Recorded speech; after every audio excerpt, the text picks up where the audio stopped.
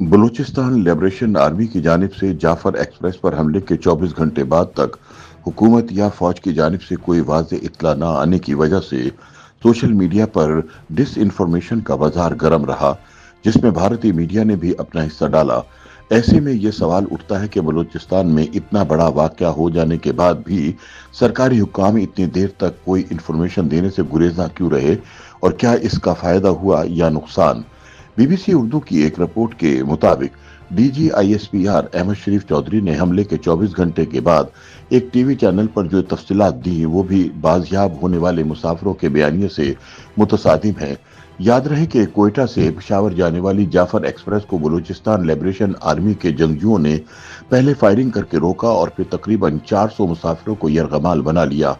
इस ट्रेन को दर्रा बोलान के पास रोका गया था और इसमें छुट्टी पर अपने घरों को जाने वाली बड़ी तादाद में सिक्योरिटी एहलकार सवार थे। ट्रेन पर दहशतगर्दों के हमले के बाद से ही टीवी स्क्रीनों पर सिक्योरिटी जराये का हवाला देकर खबरें चलाई जाती हैं कि इतने मुसाफिरों को दहशतगर्दों से बाजियाब करवा लिया गया या अब तक इतने दहशतगर्द मारे जा चुके हैं। लेकिन सिक्योरिटी जराये से मंसूब टीवी स्क्रीनों पर चलने वाली खबरें तमाम टीवी चैनल्स और न्यूज वेबसाइट्स पर एक जैसी ही नजर आती थी।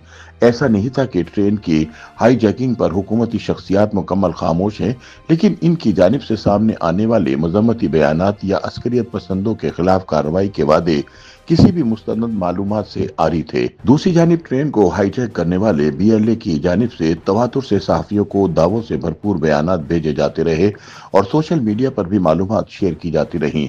बीबीसी की रिपोर्ट के मुताबिक सोशल मीडिया पर ट्रेन हाईजैकिंग के हवाले से गुमराह कुन खबरें भी गर्दिश करती रहीं और इंडियन मीडिया भी दहशतगर्दों की वारदात को मजे लेकर बयान करता रहा। इस बात का इकरार सिक्योरिटी जराये भी करते हुए नजर आए कि बुज़दिलाना हमले के बाद हिंदुस्तानी मीडिया, हिंदुस्तानी सोशल मीडिया और मुल्क दुश्मन सोशल मीडिया अकाउंट्स मिलकर मुसलसल गुमराह कुन झूठा और फेक प्रोपेगेंडा करने में मसरूफ रहे। इस हवाले से हतमी मालूमात लेकिन तभी सामने आई जब फौज के तर्जुमान लेफ्टिनेंट जनरल अहमद शरीफ चौधरी निजी टीवी चैनल दुनिया न्यूज पर आए और बताया कि फौजी ऑपरेशन में 33 अस्करियत पसंद मारे गए हैं, जबकि ऑपरेशन शुरू होने से कबल अस्करियत पसंदों ने 21 यरगमालियों को हलाक कर दिया था। ताहम बीएलए ने इन 21 अफराद को फौजी जवान करार दिया और दावा किया कि किसी एक भी सिविलियन की जान नहीं ली गई। दूसरी जानिब फौजी तर्जुमान ने बताया कि इस वाक़े में सिर्फ 4 ही एफसी एहलकार शहीद हुए। जब बीबीसी ने वजीर मुमलिकत बराए दाखिला तलाल चौधरी से सरकारी हुक्काम की खामोशी बारे पूछा तो उन्होंने कहा कि हतमी तफसीलात या मालूमात ऑपरेशन मुकम्मल होने के बाद ही दी जा सकती है।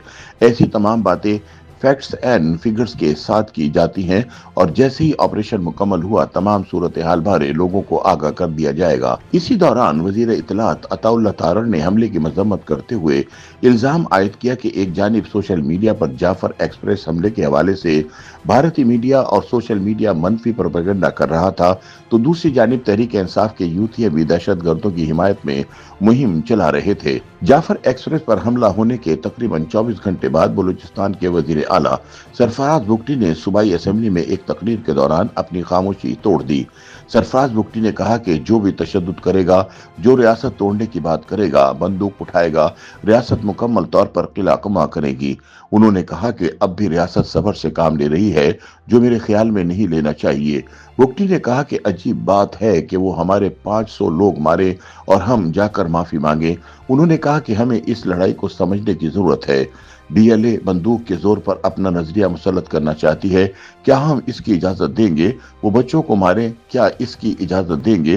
सीनियर तज्जियाकार और माजी में हुकूमत का हिस्सा रहने वाले सहाफी फहद हुसैन ने बीबीसी उर्दू को बताया, मुझे तो कोई तुक नजर नहीं आती हुकूमत की खामोशी की।